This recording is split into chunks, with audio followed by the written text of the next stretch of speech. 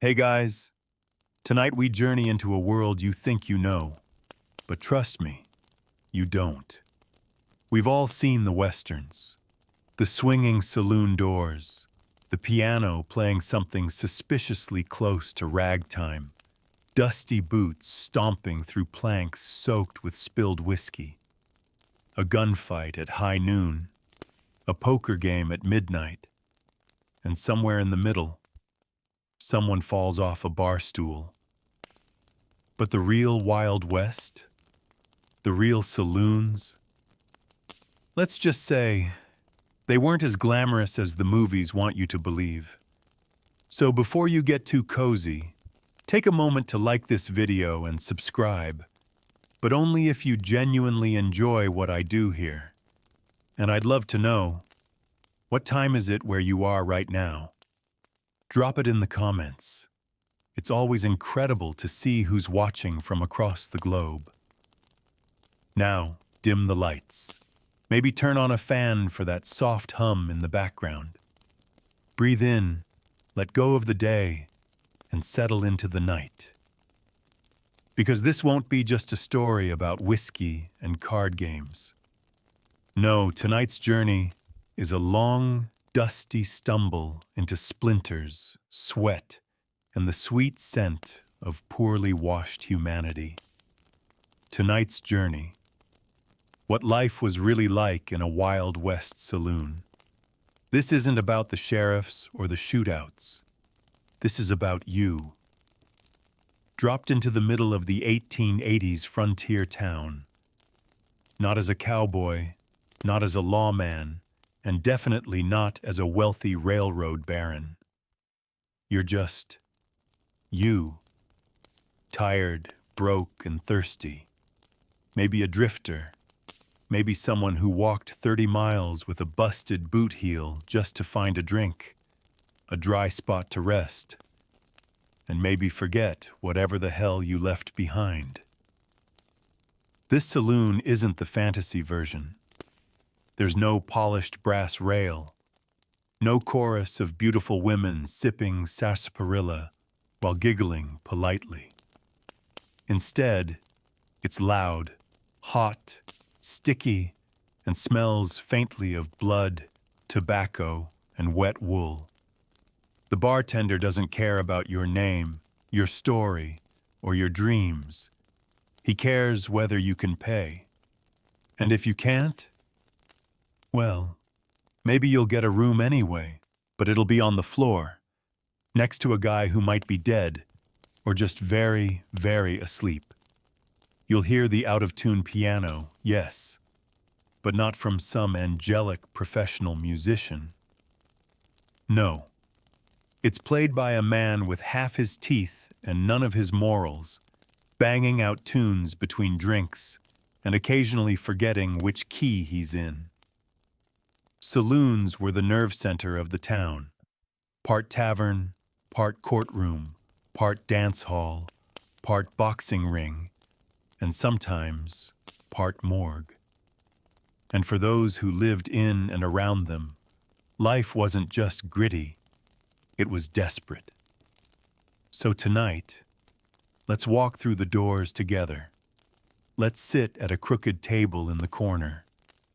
Let's feel the grit under our fingernails, the ache in our backs, and the warm haze of cheap whiskey sliding down our throat. Let's forget the gunfights, the glamour, and the myths. Tonight, you're not the hero. You're not even the villain. You're just one more soul in a town that smells like gunpowder and regret. And the saloon is your sanctuary. Welcome to the night. Welcome to the real Wild West. You wake up face down on something that might have once been a blanket or a horse saddle. Your cheek is pressed into the dusty floorboards of a room that smells like a marriage between moldy wood and dried whiskey. There's a splinter trying to become part of your skin, and your mouth tastes like tobacco smoke and old regrets. There's no memory foam here, No duvet, no pillow, and definitely no alarm clock. Just the relentless groaning of the building around you. The saloon shifting and creaking like it, too, had a few too many drinks last night. Above you, a single beam of light cuts through a warped window pane. The sunlight doesn't gently kiss your face. It slaps it. Hard. It's already hot, and you haven't even stood up yet. The first sound you truly register is coughing, not your own. Someone somewhere is hacking like they've been inhaling chimney smoke since birth. A man groans from the next room, or maybe from under the same table you're half slumped against. It's hard to tell. Every piece of this place echoes like it's hollow, and honestly, some parts probably are. Your back aches, not the kind of ache you can stretch away, but the kind that says you've slept on a warped plank of wood and maybe dislocated part of your dignity. There's a sharp pain in your ribs, which might be from falling down last night, or from someone stepping on you afterward. You lift your head and instantly regret it. The room spins once, twice, and then seems to settle, just in time for the stench to hit. Whiskey, sweat, urine, and something sour that defies classification. The saloon may look like a place of laughter and liveliness from the outside, but inside it's a shrine to human filth and last chances. You blink. There's a man passed out in the corner with a bloody rag tied around his head. Another is snoring under the staircase, hugging an empty bottle like it's his long-lost wife. There's no mattress.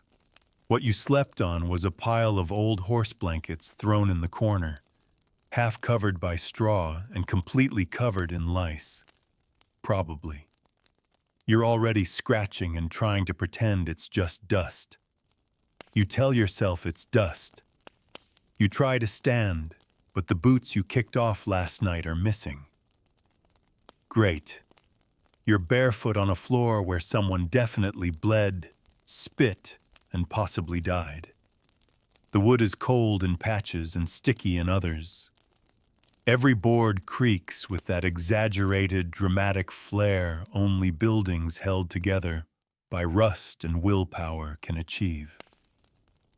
You limp toward the cracked mirror nailed crookedly to the wall.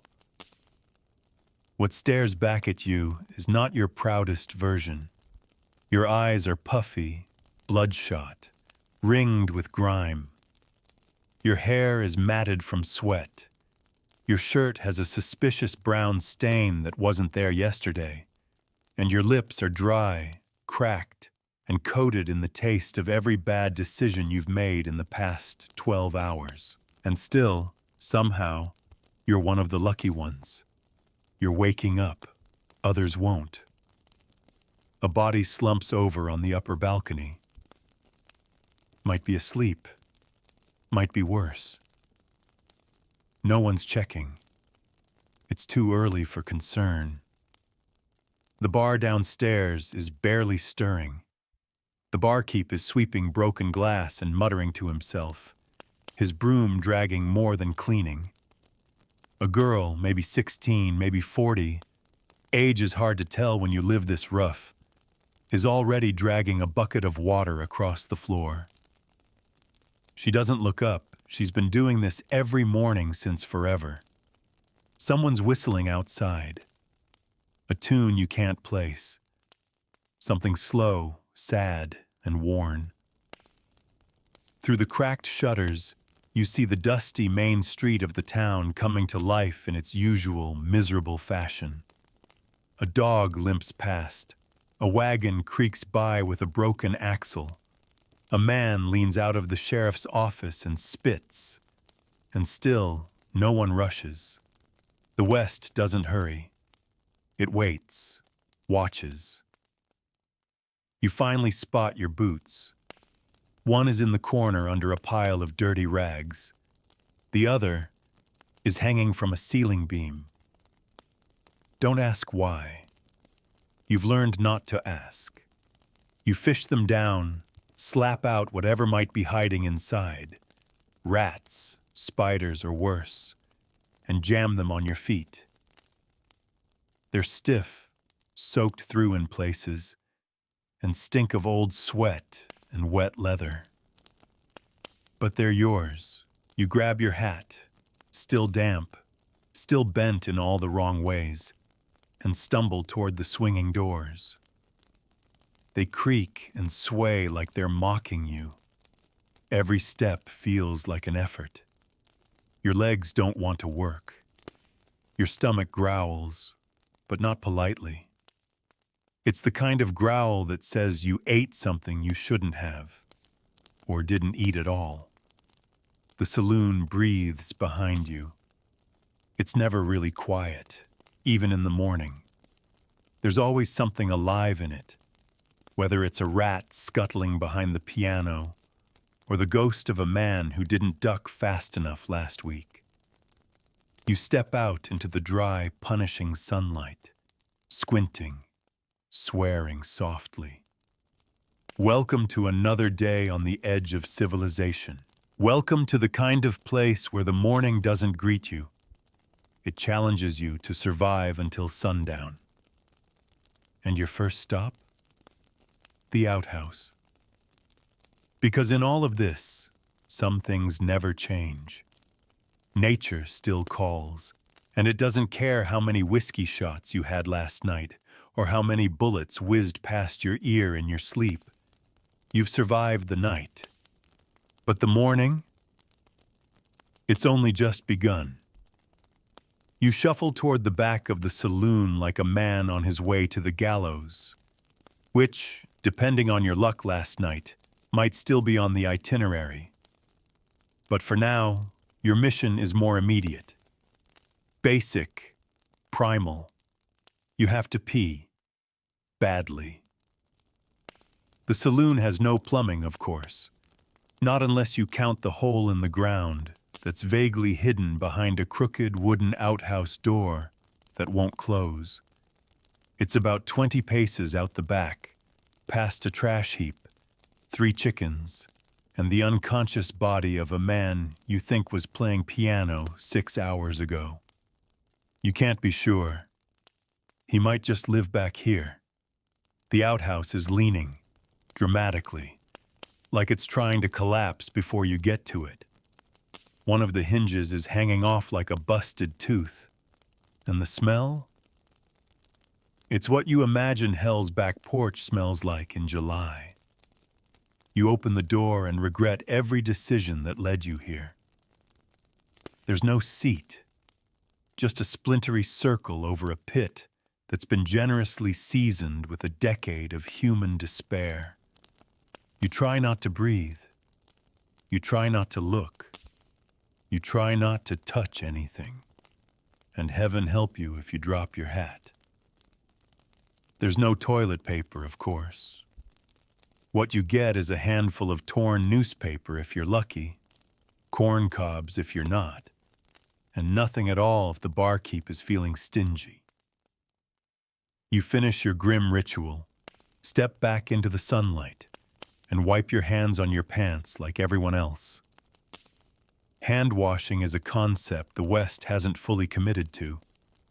There's a water barrel outside the kitchen, but it's mostly used for soaking dishes and occasionally drowning rats. The ladle floats in a greasy sheen of old soap and newer sins. You sniff, pause, then walk away.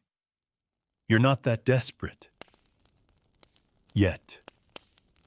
But now, with your bladder emptied and your dignity partially intact, it's time for the most disappointing part of the day.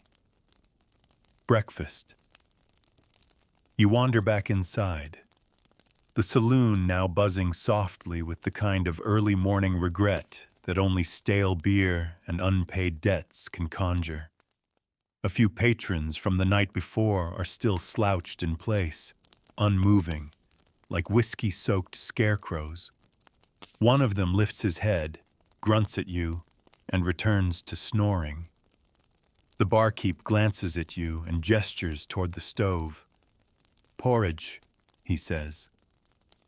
Just that. No smile, no price, no reassurance.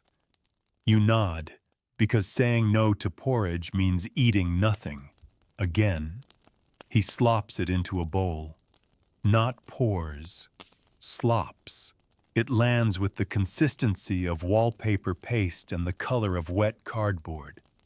You sit on a three-legged stool near the bar and examine your meal.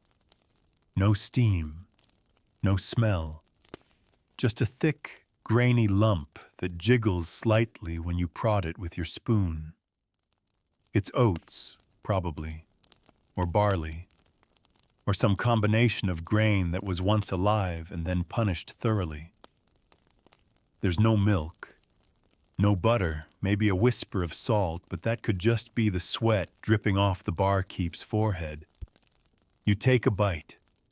It's warm in some places, cold in others, chewy in all the wrong ways. You chew slowly, because chewing quickly doesn't help. This isn't food. It's edible obligation.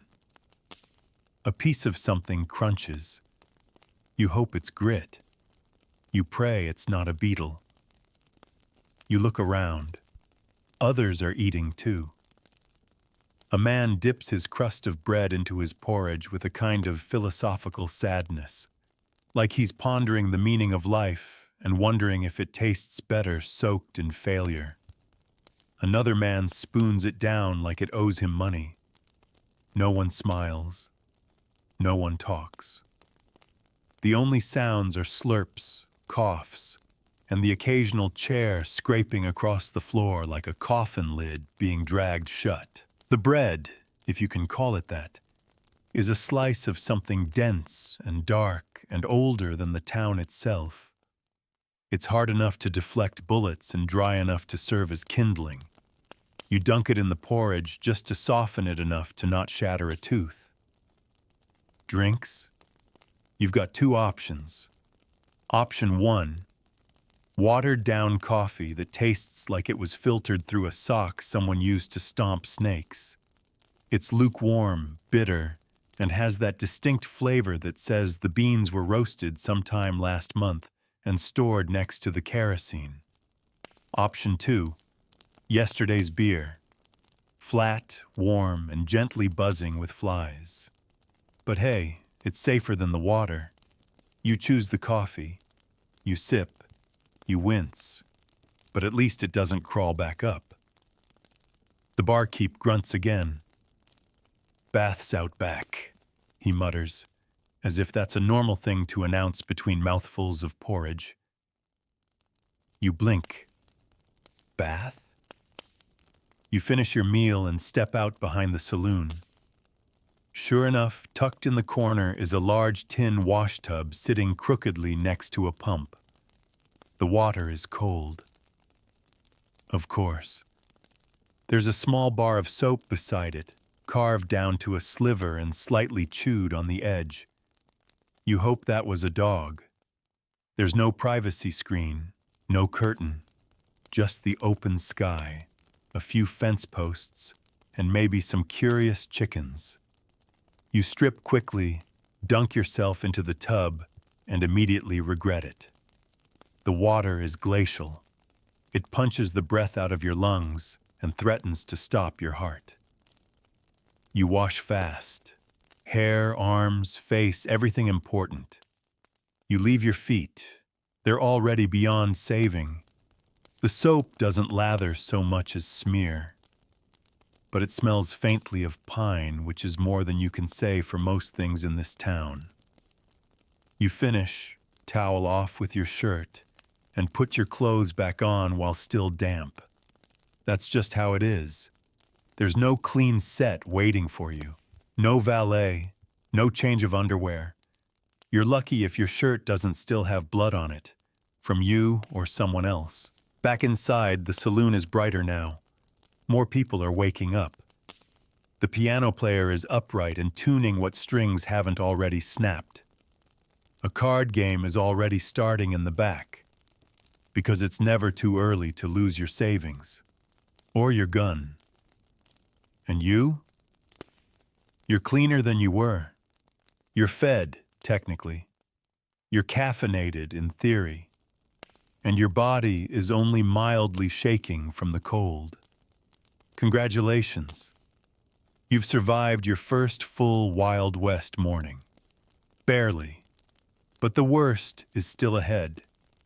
Because now it's time to earn your keep. You're not dry. Not really.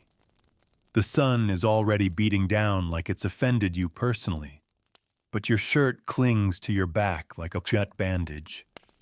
Your pants are stiff in some places and sagging in others, and your boots, Lord help your boots, smell like they were soaked in whiskey, gunpowder, and broken promises. Let's talk about your clothes. They're not tailored, they're not clean. They're not even fully yours. You bartered for that shirt from a man with no teeth and half a horse. The pants. You found them under a bunk at a mining camp 2 towns back. The boots are stitched together with more hope than leather, and every step in them feels like walking on bones, possibly yours. The fabric is rough, thick, heavy cotton or wool, depending on what was available or what you could steal. It scratches, it sags, it never dries fully, even in the desert. You smell like mildew and regret. And you haven't even hit lunchtime. There's no underwear, at least not consistently. If you own long johns, they're probably stained, torn, and haven't been washed since that one time you tried to bathe in a stream that turned out to be downstream from a cattle drive. Your hat? It's more than a fashion statement. It's your shield. From the sun. From the rain. From bird droppings and passing insults. You don't take it off unless you're sleeping, fighting, or dead. And even then, someone will probably steal it. If you're lucky, you've got a coat. Oilcloth, if you've struck gold, literally or figuratively. Wool, if you haven't. Most are patched up with thread, leather scraps, and in one man's case, horsehair tied together with spit. Your coat isn't for warmth, it's for protection. Against wind, dust, and the occasional stranger trying to stab you outside the outhouse. The color palette of your wardrobe? Dirt. Every shade of it. Brown, darker brown, and brown with bloodstains. There's no fashion scene out here, just survival. You're not dressing to impress. You're dressing not to freeze at night and not to roast during the day. You have exactly one outfit, maybe 2 if you're a banker or a particularly well-funded outlaw. And when your clothes get dirty, and they will, you don't change them. You just beat the dust off with a stick and keep going. Now let's talk shelter. You don't have a house, you have a room, and even that's generous. If you're sleeping above the saloon, and you are, unless you want to brave the night air with the coyotes, you're crammed into a small wooden box with warped floors, cracked windows, and a bed that feels like a punishment. The mattress is straw stuffed into a ticking bag. It squeaks when you move, creaks when you breathe, and collapses in the middle like it's holding a grudge. You share it with lice, definitely. Fleas, probably. Bed bugs, absolutely. Privacy? None. The walls are thin enough to hear your neighbor coughing out his lungs. Or something worse. The bedding smells like old sweat and failed dreams. If you have a blanket, it's itchy wool full of holes and just damp enough to make you wonder if someone spilled water or if it's something else. The pillow is a sack of sawdust or a rolled-up shirt. Either way, it's shaped like a rock and smells like feet. The windows don't close all the way. The wind howls through at night, and when the storms roll in, rain seeps through the roof. You've learned to sleep curled away from the drips, or under the bed if the wind starts shaking the frame. There's no stove in your room, just a rusted-out tin pail in the corner to do your business in, if you're too sick, drunk, or scared to make it to the outhouse. No one talks about it, but everyone knows. Bugs? Of course. You live with spiders the size of a silver dollar, and beetles that crunch when you roll over on them. One night, you woke up with a scorpion in your boot. That was the good night. At least you found it before you put the boot on. As for pests of the four-legged variety, mice are common. Rats are the norm. The only real way to deal with them is to sleep with a knife under your pillow and hope they're after your crumbs and not your ears. And let's not forget the cold. Nights in the West aren't gentle. Even in the desert, the temperature drops like a grudge. There's no insulation in the walls, no fireplace upstairs. You rely on the warmth of your body and the weight of your coat. If the wind picks up, it howls through every crack, rattling the glass, lifting the edge of your blanket, whispering things you don't want to hear. You've woken up shivering more times than you can count, hands numb, toes stiff, the tips of your ears burning from frostbite. You wrap yourself tighter and pray for the sun, and when it comes, it's not better. The room turns into an oven. The straw mattress steams with trapped sweat. You roll over and gag on your own stink. Still, this is better than outside. Because outside, the West doesn't care if you're tired. It doesn't care if you're cold or scared or out of money. It will bake you in the sun and freeze you at night. Coyotes will sniff around your corpse before the sheriff even notices you're gone. So you stay inside. You endure. You huddle in your little wooden box and try to forget the creaks in the floorboards, the groans in the walls, the smell in the air. And if you're one of the really unlucky ones, you don't have a saloon room at all. You're living in a tent, pitched crookedly on the edge of town, patched with stolen shirts and buffalo hide. Or worse, you're crashing in a half-built shack with a busted door, no roof, and a floor that turns to mud every time it rains. You warm yourself with a fire you dug into the dirt and sleep under a saddle blanket, curled up like a dog. Home sweet home. Because in the Wild West, shelter isn't about comfort. It's about survival. And your clothes aren't about looking good. They're about keeping the wind off your bones. You stink. You itch. You barely sleep. But you're still alive. And out here, that's all that counts. You're still sore from sleeping on straw that felt like a punishment. Your clothes are half wet from your bath, and your breakfast is sitting in your gut like it's threatening to come back up and file a complaint. But none of that matters, because now it's time to work. And in the Wild West, you work or you don't eat. That's not a saying. That's a promise carved into the bones of every hungry man who ever thought he could coast on charm and a six-shooter. There's no time clock, no whistle, no shift supervisor handing you a clipboard. There's just you, a son that wants you dead, and a job you didn't want in the first place. So what do? Whatever you can. You might be digging a trench, a post hole, a grave, doesn't matter.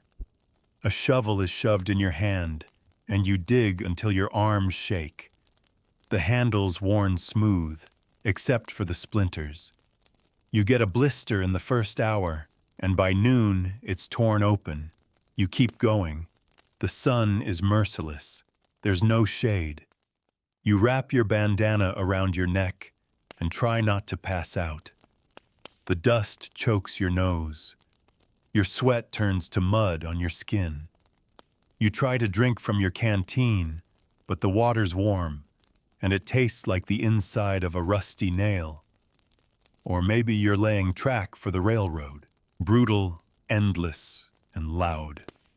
Iron rails, wooden ties, spikes hammered in with a maul that gets heavier with each swing. You work next to men from every corner of the country and from far beyond it. Chinese immigrants, Irishmen, freedmen, outlaws. No one cares about your story, just how fast you swing. The foreman yells, but you barely hear him over the clang of iron and the screech of metal grinding on metal. If you slow down, you get a curse. If you stop, you get replaced. If you fall behind, the rail moves on without you, and you walk back to town alone. Or maybe you're a ranch hand, riding fence lines from dawn to dusk. You wake up before the sun, saddle a horse that doesn't like you, and spend 12 hours making sure cattle haven't wandered off or been rustled. The wind is cold in the morning, then blistering by noon. You get kicked by cows, bucked by your horse, bit by flies, and drenched in sweat. The saddle rubs your thighs raw. Your boots fill with dust. You eat jerky for lunch and drink from a muddy stream while squatting beside your horse's tailpipe. And then there's the mine. You knew we'd get here eventually.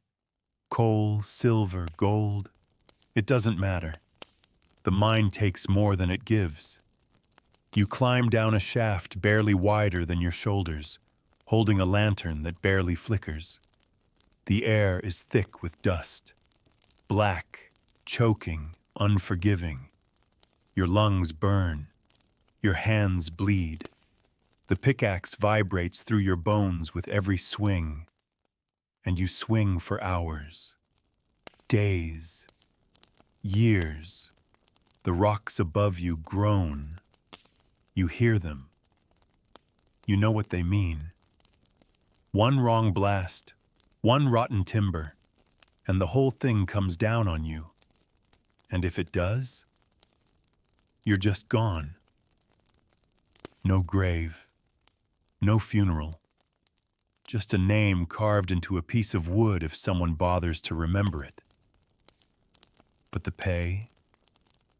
Pennies. Enough for a meal.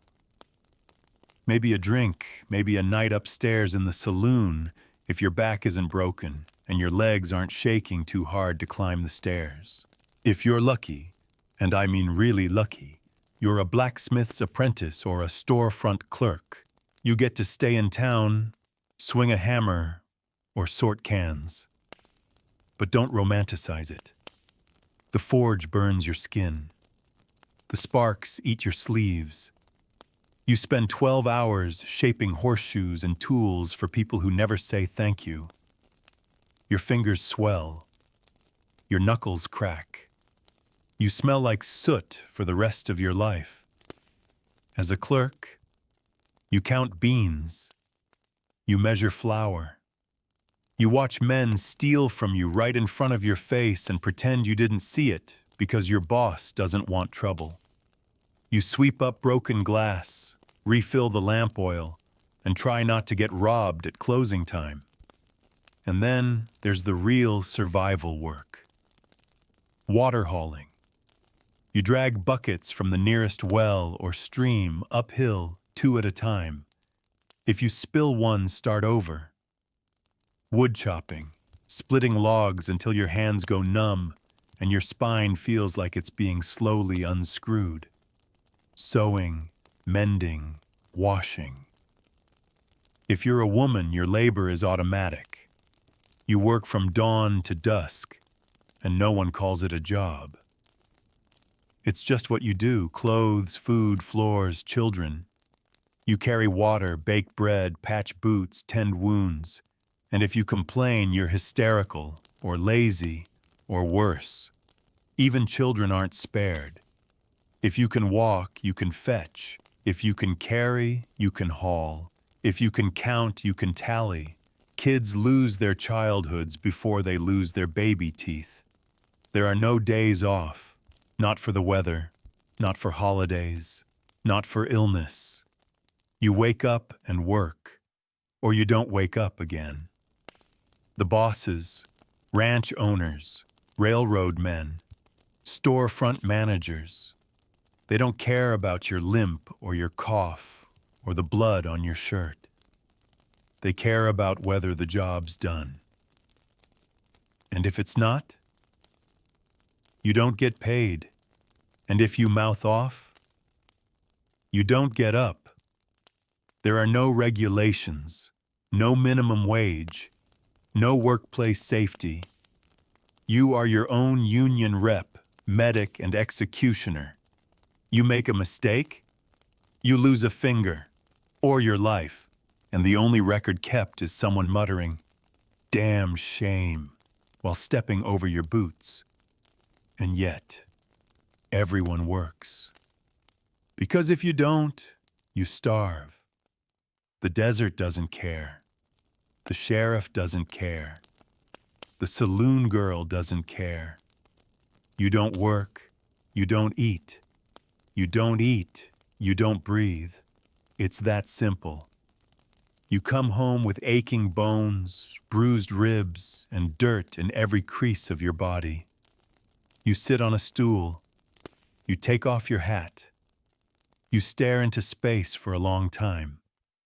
You've survived another workday in the Wild West. And tomorrow, you get to do it again. You've worked a full day. Your body's spent, your back is screaming, and your hands are shaking from exhaustion and too little food. But as the sun dips behind the hills and the sky bleeds red, you pause. Not just because it's beautiful, not just because you survived, but because this is when the old beliefs come creeping out. The Wild West isn't just grit and guns. It's a world of whispers, omens, and prayers muttered into whiskey glasses. Out here, faith is worn like a second shirt, faded, stained, but never fully taken off. In town, you might find a church. One, maybe two. Wooden buildings with whitewashed crosses, simple benches, and a preacher who doubles as a marriage counselor, bartender, and gravedigger. Services are on Sundays, when the weather's good, the hangovers aren't too loud, and no one's bleeding too badly. The preacher? He's a mixed bag. Some are fire and brimstone, spitting verses and threats of eternal damnation, like they're trying to burn the devil out of the floorboards. Others are soft-spoken and tired, preaching mostly about forgiveness and how to survive the week without stabbing your neighbor over a poker game. And you? You sit in the back, always. Because out here, religion isn't polite, it's practical. You don't attend church to polish your soul. You go to ask God to spare your crop, your child, your horse, your aching bones. You go because last week a boy fell down a mine shaft, and someone needs to say something that sounds like it makes sense. There's a battered Bible in the saloon, believe it or not. It's behind the bar, wedged between a bottle of rye and a revolver. No one reads it, but no one dares throw it out either. Because even the toughest, meanest, dirtiest cowpoke in town has a mother who prayed for him once. And just maybe, that prayer still hangs around his neck like an invisible bulletproof vest. But not everything sacred here is from Scripture. Superstition runs deeper than any sermon. You never sit with your back to the door. You don't whistle in a mine. You don't ride out on a journey without spitting twice and tapping the saddle horn. A horseshoe nailed above the saloon door keeps evil out. No one remembers why. No one questions it. It's just done. You hear stories around the campfire of men who saw ghosts in the desert, of a cowboy who dug up an old skull and went mad 3 days later, of a woman who walked barefoot across hot coals and didn't get burned. There's talk of skinwalkers, wendigos, ghost herds that stampede across the plains at night. Men swear they've seen lanterns swinging where no man walks. They whisper of hellhounds, black dogs with glowing red eyes that follow you for miles before vanishing. If you see one, you ride faster. If it follows you to town, someone's dying tonight. And then there are the charms. You carry a rabbit's foot in your pocket. Not because it works, but because the last man who didn't got shot during a card game with no explanation. You wear a silver coin around your neck to keep off bad luck. You tie red thread around your wrist before a long ride. Women hang sprigs of sage in the kitchen to keep away illness. Men rub tobacco juice into their boots before a duel, for luck, or maybe to hide the shaking. Some folks carry little cloth pouches around their necks, filled with dirt from their family's graveyard back east. Others carry bullets with names carved into them, not to shoot, but to make sure no one else does. Everyone believes something, even the ones who say they don't. And when things go wrong, and they do, you hear the same phrases again and again. He brought that on himself. She crossed the line. It was the devil got into him. Because it's easier to believe in curses than in chance. Easier to believe the world is ruled by spirits and signs than to accept it's just chaos wearing a 10-gallon hat. You visit a medicine woman once. Your leg won't stop swelling from an infection, and the doc's out of laudanum. She gives you a poultice made of crushed herbs and tells you not to drink alcohol for 3 days. You nod. You drink anyway. The leg gets worse. She finds out. She spits on your boots and tells you something in a language you don't understand. You sleep that night and dream of a snake curled around your chest. You wake up soaked in sweat. The leg heals the next day. Coincidence? Does it matter?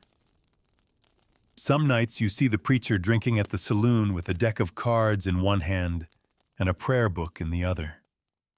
He loses a hand and mutters a psalm under his breath before taking another shot. Religion and survival aren't opposites out here. They're roommates. Out on the range, cowboys pray before storms. They look to the sky and talk to it like it's listening. Maybe it is. Maybe it isn't. You don't take the risk. And death? Death is the closest thing to a church bell you hear. When someone dies, and they always do, you don't hold a big ceremony. You dig. You sweat. You drop the body in a box and cover it in dirt. Sometimes you say a few words. Sometimes you stay silent. But you always take your hat off. Always. Because death out here isn't poetic. It's common. It's expected. And still, when the sun goes down and the coyotes howl, you pray. You don't even realize you're doing it. Your lips move. Just a whisper. Maybe to God. Maybe to something older. Out here, belief isn't about theology. It's about hope. Hope that your horse doesn't throw you. Hope that your bullet finds its mark. Hope that the whiskey dulls the pain. Hope that when your time comes, you're not alone. So you cross yourself. You tuck that rabbit's foot a little deeper in your pocket. You glance once over your shoulder as you walk upstairs. And just before sleep takes you, you whisper the old line one more time. Lord, if you're listening, don't let me wake up dead. What's for dinner? Boiled mystery. What's for fun? Gambling, brawling, and not getting stabbed. Evening in the Wild West doesn't arrive gently. It falls like a curtain, fast and hard, dragging with it the hunger that's been gnawing at your belly since that miserable lump of breakfast porridge this morning. You're starving. Not in the poetic, I could eat a horse kind of way. No, you'd actually eat a horse right now. Parts of it. Burnt, cold, doesn't matter. You just need food that fills the hole without killing you. Welcome to supper in a saloon. You grab a seat at one of the scarred tables. It wobbles. Of course it does. Everything in here wobbles, especially the people. The barkeep, or maybe the cook, it's hard to tell, sets a plate in front of you with a thunk that suggests neither apology nor enthusiasm. No menu, no options, just food. What is it? Hard to say. Could be beef stew, could be squirrel stew, might just be yesterday's stew reheated with new water and older meat. There are grayish chunks floating in it. Something that used to be a potato. Something that might be a toe. You don't ask. The broth is greasy, thin in some spots, oily in others. You chew slowly, trying to identify textures more than flavors. Everything is soft, overcooked, and somehow still a little raw in the middle. There's bread, too, sort of. A thick slice of hardtack or day-old biscuit that could double as a weapon. You soak it in the stew until it's soft enough not to chip a tooth. Butter? Nope. Salt? Only if you brought your own. Vegetables? If there's a green bit in your bowl, it's either a miracle or mold, possibly both. You chew in silence, surrounded by the wet, tired sounds of other people chewing in silence. Someone coughs, someone belches, someone mutters about a toothache that's turned into something worse. A bottle of cheap whiskey gets passed around like it's communion. No one drinks water unless they want cholera. The town well is half a miracle and half a death trap.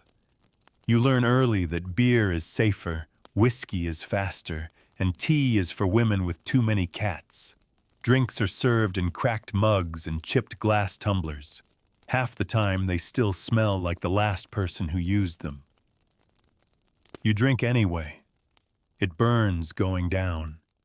It always burns.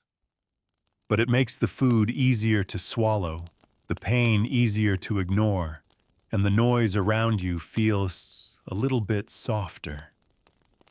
By now, the saloon is filling up. Not everyone's here to eat. Most are here for entertainment, which in the West is a generous term for activities that may or may not end in injury. The piano starts up, the same piano that's missing 3 keys and has one note that sticks like a sneeze halfway through. The player hammers out a tune that could be a waltz or a warning. It's hard to tell. Someone's laughing in the back, loudly. That kind of laugh that's just a little too sharp. The kind that turns into a fight if no one diffuses it fast enough. And speaking of fights, it's only a matter of time. But first, there's the cards. Poker tables spring to life like mushrooms after a storm. Rough men with rougher luck shuffle in, slap down coins, and start dealing. The stakes? Money, bullets, a bottle of whiskey, or sometimes your horse, or your boots, or your dignity. You play with people who haven't smiled in years. The air grows thick with tension, smoke, and the smell of nervous sweat. Someone wins too many hands in a row. Someone else reaches for a gun under the table. The barkeep casually sets a loaded shotgun on the bar, just visible enough to be a reminder. No one speaks about it, but everyone sees it. Then there's the entertainers. They aren't showgirls. Not really. They're saloon workers, sometimes called painted ladies, though the paint's usually faded by now. They work the floor with practiced charm, offering company, conversation, and, if the price is right, more. You don't ask about their past. You don't ask their real name. And you never, ever make the mistake of thinking they can't handle themselves. You flirt if invited. You don't if you value your kneecaps. Dancing. Occasionally, if someone strikes up a tune that isn't sad or broken.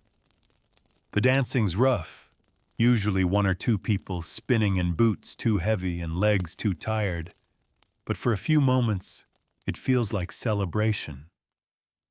Games of chance come next. Dice, mostly. Or shell games, anything fast and loud. Laughter echoes briefly, but it never lasts. Someone always loses more than they can afford. Someone always accuses someone else of cheating. Then the shouting starts, and after that, the fighting. It's never just fists. There's always a chair involved, or a bottle, or the edge of a table. You learn to duck early and drink fast. The brawl rolls across the floor like a dust storm, indiscriminate and hard to stop. And somewhere in the corner, a man plays the piano through the whole thing. He doesn't stop. He never does. Outside, the night deepens. The air grows colder. Someone stumbles out the swinging doors and vomits in the street. A dog barks. The sheriff walks by and pauses for a moment, just long enough to confirm no one's dying, and keeps walking. You sit back down. Your bowl is empty. Your stomach is not full, but it's stopped screaming. You've got a drink in your hand and a dull ache behind your eyes. You watch the firelight flicker in the dusty glass. You breathe, and for a brief, flickering moment, you feel almost human again. Someone tells a joke. Someone laughs. Someone plays a hand they can't afford. And you? You finish your drink, lean back, and try not to think about the cockroach crawling across your boot. Because in the Wild West, this is the best part of the day.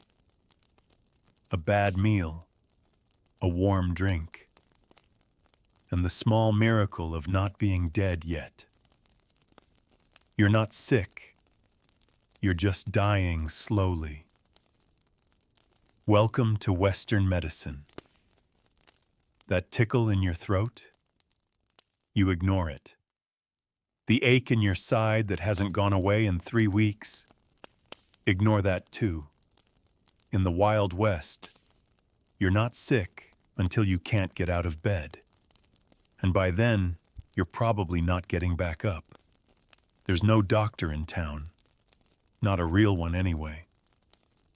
There's a barber with a set of dull tools and a steady hand when he hasn't been drinking. There's a preacher who knows a few prayers and a couple of herbal poultices. And there's Mary, The saloon girl who once stitched up a bullet wound with a sewing needle and whiskey. She's probably your best shot at survival. And if none of them are available, well, then it's just you, a bottle of cheap liquor, and your body's willingness to fight through something that's already won. Sickness is everywhere. It's in the water, the food, the dust, the air. You cough constantly. Everyone does. No one's lungs are clean. The mines fill them with coal dust, the fields with pollen, the saloons with cigar smoke and whatever's floating off that mysterious stew. That man sitting 2 stools down from you at the bar? He's been coughing blood for days. You watch him spit into a handkerchief and fold it away like a secret. You don't ask questions. You both know what it is. Consumption. That's what they call it. The slow wasting. The death that knocks once and takes months to walk through your door. Your cheeks hollow. Your skin yellows. Your breath shortens. And then you fade out like a campfire that ran out of wood. No cure. Just comfort. Maybe a laudanum bottle if you're lucky. Maybe a warm hand. More often, just a cold cot and the sound of flies before the silence. Other times, it comes faster. Typhoid, cholera, dysentery. They sweep through town like rumors with teeth. Someone drinks from the wrong well. Someone handles meat that's gone green. Suddenly the whole saloon is empty, except for the moaning behind closed doors and the preacher sweating bullets as he tries to dig 6 graves before sundown. There's no hospital, no pharmacy, just hope, prayer, and whatever strange medicine is hidden in a wooden box under the bartender's bed. Let's talk about remedies. You've got castor oil, which makes you vomit. Turpentine, which burns going in and coming out. Whiskey, which is the closest thing to anesthesia and the root of half your problems. Mercury, believe it or not, gets rubbed on sores and used in tonics. It kills the infection, sure, and sometimes the patient. Bloodletting is still practiced by a few stubborn fools. They slice open a vein, let the sickness drain out, and if you're lucky, you don't pass out halfway through. If you're really lucky, you wake back up. You might be treated with herbs, sassafras, willow bark, dandelion root, but dosing is inconsistent, and half the time you're drinking mud flavored with superstition. The local barber might try to lance a boil or pull a tooth. He's got a razor, a bowl, and a towel that hasn't been washed since the last man screamed into it. If you need surgery, good luck. No sterilization, no anesthesia except a bottle of rye and someone to hold your arms. They work fast, not because they're skilled, but because they're trying to finish before you bleed out or die of shock. Even the weather can kill you. A simple cold becomes pneumonia. A cut festers into gangrene. A blister from your boot fills with pus and blackens in the heat. And before you know it, someone's carving your name into a plank and sticking it in the dirt behind the saloon. And what about venereal diseases? You don't talk about them, but they're everywhere. You roll the dice every time you pay for company. It burns, it itches, it swells, and eventually it rots. There are no cures, only lies and creams and prayers. And in the end, you either live with it or you die with it. Death isn't a stranger here. He's a regular. He drinks alone at the end of the bar. Quiet, patient, watching. You see him every day. The man who collapsed in the street last week? Dead. The girl who left town with a cough? Dead. The boy who stepped on a rusty nail and didn't clean it? Dead. There are no funerals. Not really. Just a pine box, a quick burial, and maybe a bottle raised in silence. Sometimes they don't even get that. Just a body rolled in a blanket, dragged out of town by a horse that's seen this all before. The saloon keeps moving. The piano keeps playing. The card game never stops. But you feel it. Every day. That quiet pull at the edge of your ribs. The awareness that you could be next. So you check your skin. You listen to your breath. You rub that charm around your neck 3 times and knock twice on the bar before every meal. And when the preacher walks in and starts talking about heaven, you listen. Not because you believe, but because you need to. You've seen too many people die to think there's nothing after, and too many people suffer to be sure there's something better. But hope? Hope's the only medicine that never runs out. And tonight, as you feel that headache blooming behind your eyes, you wonder, is it just the whiskey? Or something worse? You'll find out tomorrow. If you wake up. You're not a wife, you're a workforce, and the kids are just smaller, louder workers who cry. More if you thought the Wild West was hard for men. Try living in it as a woman. You don't get a choice about your path. You don't ride into town with a 6-shooter and an attitude. You arrive by wagon, by marriage, or by mistake. And either way, you're expected to get to work before you've even caught your breath. If you're married, congratulations.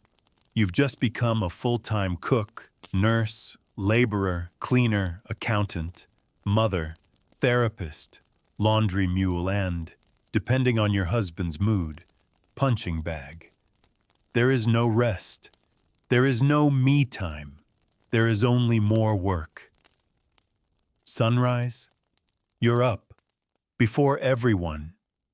You're lighting the stove with damp kindling, sweeping the dirt floor for the 6th time this week. Boiling water, skimming the cream, straining the beans, feeding the chickens, and quietly hoping nothing's died overnight, including yourself. Breakfast isn't just food. It's survival logistics. You ration out flour like it's gold dust. You scrape bacon grease into a jar because you'll need it for tomorrow. You reuse coffee grounds because supplies are low and deliveries are late. Again. Then comes the laundry. Boil water, shave soap, scrub, wring, hang, and try not to think about how much of your skin is cracking from the lye. You do it all by hand. No wringer, no washboard, unless you're lucky or married to someone who doesn't gamble the furniture away. And when that's done, time to tend the garden, which is your best bet at not starving this winter. You hoe rows, yank weeds, pray for rain, and try not to cry when the locusts come early. You churn butter until your arms go numb. You sew socks in silence because the last pair gave out 3 days ago. You patch your husband's shirt again, 3rd time this month.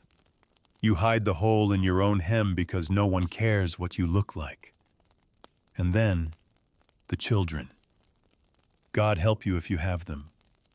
And you probably do. They come early, often, and loudly. There's no hospital, no nurse. You give birth on your back, biting on a cloth, gripping the edge of a wood frame bed while a neighbor holds your hand and your husband paces outside, useless. If you survive the birth, which isn't guaranteed, Your reward is another mouth to feed and a body that never quite heals. Childhood doesn't exist here the way it does now. There are no playgrounds, no story time, no birthday parties. The minute they can walk, they're expected to work. A child of 5 is fetching firewood. A child of 7 is carrying water. A child of 10 is planting, stitching, tending animals. There's no school unless the town can afford a teacher. If they can, it's a one-room shack with a blackboard, a strap, and a shelf of damp primers. You send your kids when you can. But most of the time, they're needed at home. Education is a luxury. Food is not. And the babies, they cry. Often. You rock them with one hand while kneading dough with the other. You wear them on your back while you sweep. You feed them whatever you can mash with a spoon. Sometimes you sing, quietly, so they don't forget what softness sounds like. But sickness doesn't care how much you love them. One fever, one bad winter, one snake bite, one cough that won't quit, and they're gone. Small graves dot the back of every house, tiny wooden crosses, some marked, some not. Most of them too small to believe. You try to keep going. You have to keep going. Your husband might not be kind. He might drink. He might come home angry and stay that way. There's no shelter, no court, no support system. What happens behind closed doors is your business and your burden. And if you're not married, if you're a saloon girl, you walk a different path, but it's not easier. You wear paint on your face, a corset that bruises your ribs, and shoes that make your feet bleed. You flirt. You dance, you smile at men who reek of sweat and gun oil. You dodge their hands. You pour their drinks. You pretend to laugh at jokes that make your stomach turn. Sometimes you go upstairs with them. Sometimes you don't. Sometimes you have to. There's no protection, no rights. If you get pregnant, that's yours to deal with. If you get sick, you work anyway. Because there's no rest, no retirement. Just the hope that someday you'll earn enough to leave. But even the respectable women know reputation is a thread thinner than anything you can sew. One rumor, one wrong glance, one night caught walking alone, and you're done. Branded, judged, cast out. So you walk the line, carefully, always. Family life? It's more like a survival contract.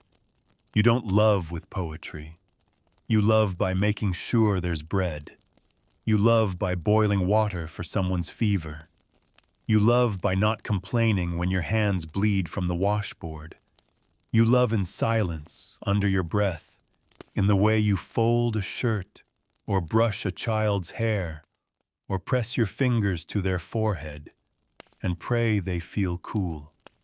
Sometimes there's joy, a song hummed while washing, a baby's laugh, a quiet night when everyone's asleep and you sit outside just for a moment and breathe air that doesn't taste like work. But mostly, it's endurance. You endure for your children. You endure for your husband. You endure because there's no other choice.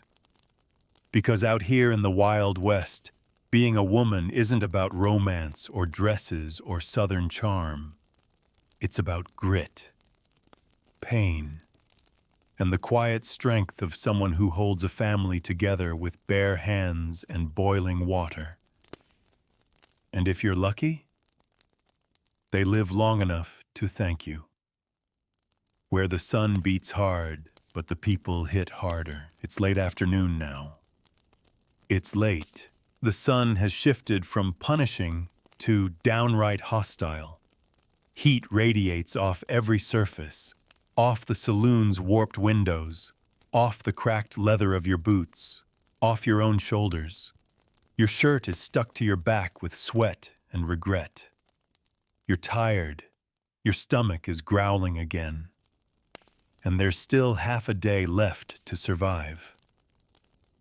Afternoons in the Wild West don't slow down. They ramp up.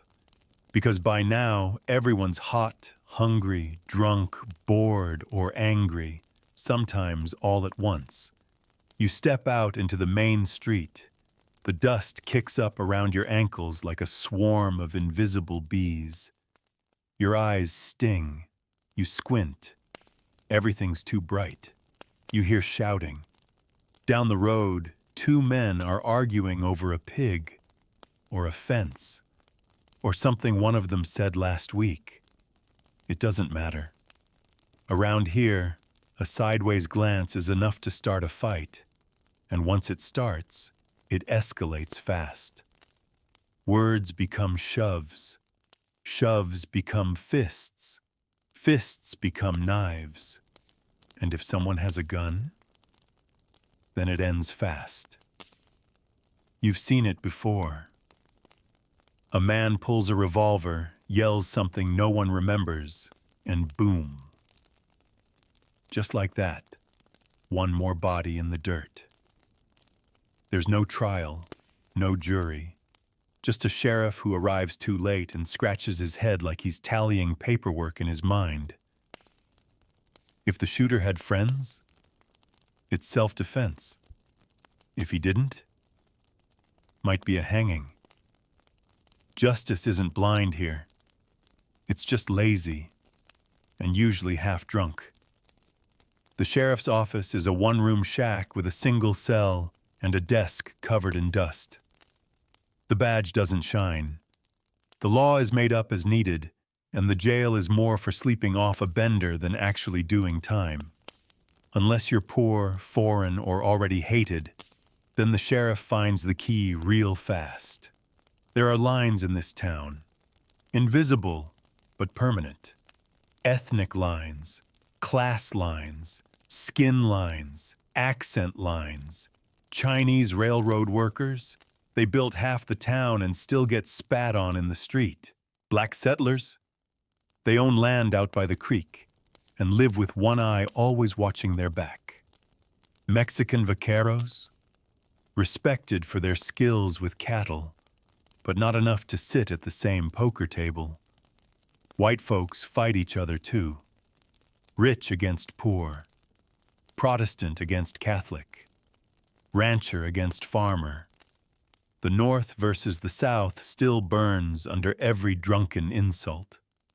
There are feuds here that started before anyone alive can remember. Some over land. Others over names. Most over nothing.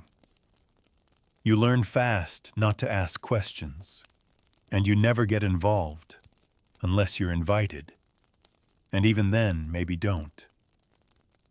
The saloon gets rowdier as the day wears on, not just louder, tenser. There's a man in the corner who's been nursing the same glass of beer for 2 hours, watching, listening. He's not talking, which is always a bad sign.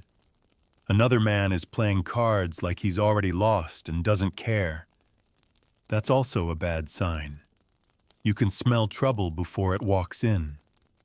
It comes in on boots that drag a little too slow. It smells like sweat and old gunpowder. It has eyes that never blink, and it orders whiskey without saying a word. Everyone gets a little quieter. That's when the afternoon shifts. From work and sweat to tension and heat. You don't know what's going to happen. You just know something is. Maybe it's a fight.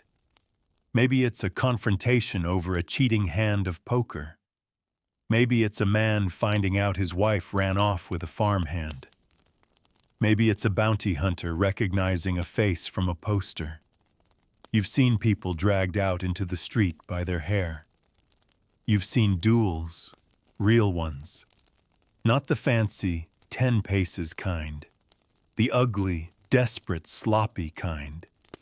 Where both men shoot at the same time and both fall over, bleeding into the dirt, still cursing each other. You've seen mob justice too. A man accused of theft. Or worse, a group gathers, someone shouts, a rope appears, no trial, no waiting, just a tree and a silence that lasts way too long. Not everyone deserves it. Not everyone's guilty. But the afternoon doesn't care. It just keeps on marching. Some folks stay quiet to stay safe. Keep their heads down. Eyes forward. Others? They stir the pot. There's always someone talking trash. Always someone gambling too hard. Always someone lying, stealing, whispering things they shouldn't. Conflicts are the town's bloodline, and the saloon is its beating heart. You've probably been part of one. Maybe you owe someone money. Maybe someone cheated you and you haven't forgotten. Maybe you stepped outside one day and found your horse missing, and someone else is tied to your post, grinning like it was a fair trade. Revenge is currency out here. If you don't get yours, people think you're weak. If you do get it, people think you're dangerous. Either way, someone's watching. Even women aren't spared from it. A wife catches her husband with a girl upstairs. You'll hear the scream from 3 blocks over. A saloon girl slaps a customer. Everyone cheers. A widow finds her late husband's rifle and uses it to settle an old score. Well, people keep their distance after that. By now, you've learned to walk like you're not afraid, even when you are. You keep your hand near your belt, your eyes on the floor, your mouth shut. Because sometimes it's not even your fight, but it still ends with your blood on the ground. Conflict isn't occasional here. It's constant. Sometimes loud. Sometimes quiet. Always close. You hear the sound of glass breaking. Someone shouts. Chairs scrape. You don't look, not right away. Because you already know. The afternoon is over. And the danger part of the day has just begun. The light goes out. And everything you were afraid of steps. Inside nightfall doesn't sneak into the Wild West. It descends, heavy and sudden, like a trap door slamming shut behind you. The sun, which burned your skin all day, drops behind the hills like it's seen enough. The last streaks of red vanish, and then nothing. Just a black sky so vast, it makes you feel smaller than dust. No glow on the horizon. No hum of electricity. Just stars. Too many to count. Too far away to help. And here you are, still breathing, still dirty, still scared. You tell yourself you're used to it. The darkness, the cold, the things you hear once the world goes quiet. But you're not.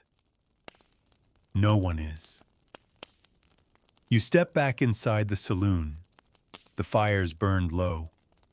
The piano is silent now, one last note hanging in the air like a ghost that doesn't want to leave. People are speaking in hushed tones. Faces are shadows. Shapes move past you like drifting wood in a slow current. The noise of the day, the shouting, laughing, slamming, has faded into a tense kind of stillness. Not peace, just waiting. You climb the stairs. Every step creaks, loudly. Your room is where you left it. Small, hot, and filled with the thick smell of whiskey-soaked wood, body odor, and wet wool. The kind of smell that doesn't go away. It just settles into your lungs and makes itself at home. The lantern flickers weakly in the corner, a tiny flame behind thick glass. You stare at it a little too long, because it's the only thing keeping the dark from swallowing the room. There's no lock on your door, just a warped board that doesn't quite close all the way. You wedge a chair under the knob, not because it'll stop someone, just because it might slow them down enough for you to grab your knife. Sleep isn't safe. It's not even restful. It's a gamble. You lie down on the mattress. It's still lumpy, still damp, still itchy. But worse than that, it's still shared. Not with another person.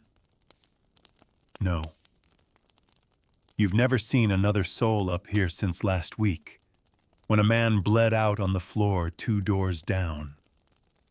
But you share this space with every sound, every fear, every possibility that something could go wrong while your eyes are closed. You hear footsteps in the hallway.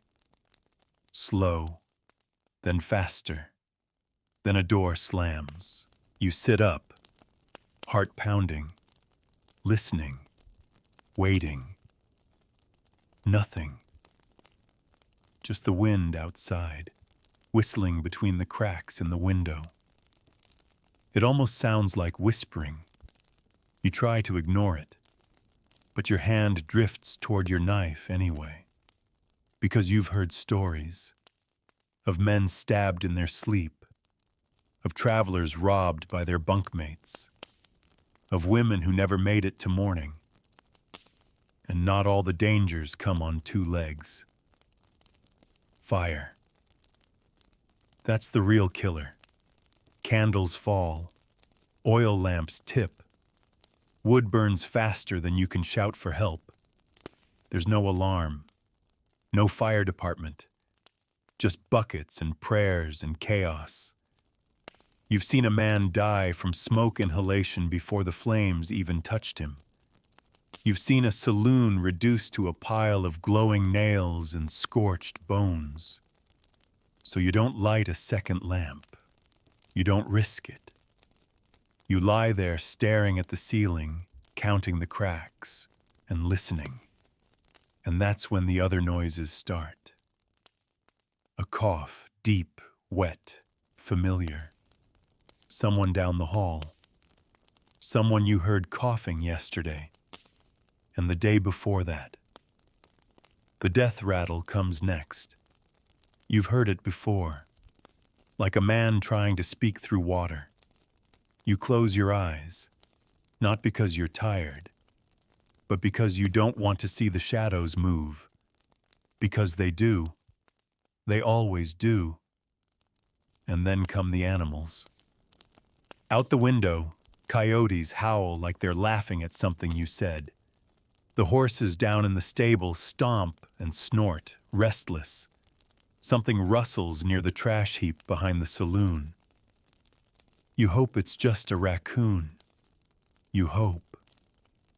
You don't know. Because night is when things crawl in from the edges.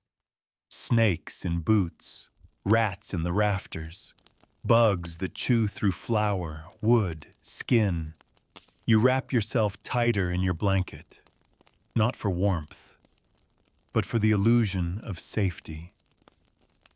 You press your back to the wall. One hand on the knife, the other over your chest, feeling your own heartbeat. And still, somehow, you start to drift. Your mind fogs. Your eyes close. And right as you feel yourself slipping, bang, a shot, close. You bolt upright. Someone screams. Someone runs. Another shot, this one farther away. Then nothing, just the wind and the whistle of someone breathing through broken ribs. 2 doors down. You don't leave your room. You don't check. You don't get involved. You just sit there, awake, heart pounding, and you wait for morning. Because the only rule out here is make it to the next day, whatever it takes. You hear boots on the stairs, a slow creak, then silence. You grip the knife a little tighter. You hold your breath. Nothing happens. Not yet. You lie back down, but sleep doesn't come. Not really. You fade in and out. The lantern dies. The room turns pitch black. And the only thing keeping you calm is the soft hum of wind through the window and the memory of what the preacher said last week. Hell isn't a place. It's just night in a town that doesn't care if you live through it. So you lie there, and you wait, and you try not to dream. Because in the Wild West, you can't die in your sleep if you never really slept. So, you survived the saloon, but let's never do this again. You're still lying there, stiff as a corpse and not quite sure you aren't one. Somewhere below, a bottle rolls across the floor. A chair creaks. A dog barks once and goes quiet. Someone coughs again, long and low. They're not getting better. You know that sound. You've heard it too many times. But for now, nothing comes through your door. That's a kind of victory. You're exhausted, but not in the clean, peaceful way. This is the kind of tired that makes your bones ache, that fills your chest with sand, that makes your breath feel like it's borrowed. You shift, slowly, carefully. The straw mattress rustles under you. It's no softer than it was earlier, but somehow, you're too far gone to care. You survived. A full day in a Wild West saloon. Let's look at what that meant. You woke up on the floor, tasting last night's sweat and someone else's blood. You ate food that should have come with a warning and drank coffee that tasted like regret. You washed yourself in a tin tub behind a shack, swatting flies and praying no one walked by. You wore clothes that rubbed your skin raw, scratched you, soaked you in sweat, then stiffened like armor made of burlap and stink. You worked under a sun that wanted to kill you, for a boss who wouldn't blink if you did. You watched fights spark over cards, pride, women, money, and nothing at all. You sat in a room where people carried disease like pocket change, and where medicine looked more like superstition than science. You saw children treated like tiny laborers and women broken down into muscle and silence. You watched the law enforce only what it cared to, and the rest get sorted out with fists, knives, and the occasional rope. And when the night came, it wasn't rest. It was survival all over again. No safety net, no comfort. Just the constant whisper in the back of your mind. Don't fall too deep. Don't let go too far. Don't let the dark in. And yet here you are, still breathing, still blinking, still trying to slow your thoughts enough to sleep. Let that feeling sink in, just for a moment. That sharp, itchy, gritty knowledge that this was normal life for millions of people. People who lived and died in these wooden towns, who spent years working jobs that broke their backs and hearts, who lost children to coughing fits and wives to childbirth, who were buried in unmarked graves under a sky as endless as their hunger. And now, you're not there. You're here, not on a straw mattress, not in a lice-ridden cot above a saloon that smells like spilled blood and gunpowder. You're not waking up with dust in your lungs and someone else's boots on your chest. You're in a bed, maybe soft, maybe not perfect, but dry, warm, quiet. You don't need to tie your door shut with a chair. You don't need to keep a knife under your pillow. You don't need to wonder if you'll eat tomorrow, or if the stew will give you worms, or if the person coughing in the hallway will be buried behind the church by morning. You don't need to listen for footsteps that mean trouble. You don't need to sleep with your boots on. So go ahead. Loosen your shoulders. Let your jaw unclench. Breathe in, slow and full. Let your chest rise. Breathe out. Let it fall. You're not in the Wild West anymore. You're not waking up to pain or danger or a job that treats you like a worn-out shovel. You're safe. You're still. You're here. And the world outside doesn't smell like gun smoke or manure or stale beer. It smells like nothing at all. Quiet. Calm. Home. So as your eyes grow heavy and your mind begins to drift, take one last look at the dusty, creaking, whiskey-soaked nightmare we just left behind. That life was loud, unforgiving, brutal, but it was real, and for a few hours you walked through it. And now, you don't have to wake up in that world. You don't have to share a mattress with fleas. You don't have to wash your hands in someone else's bathwater. You don't have to hope your boots don't have spiders in them. You don't have to carry your fear in your stomach like a stone. You're safe. You're clean. You're done. Let your thoughts slow. Let your breathing guide you. Let the dust settle. Because the Wild West is far behind you now, and your body knows it's time to rest. You've survived the saloon, and you'll never have to go back. So tonight, as you drift off, remember, you don't have to wake up in 1884. Sleep well.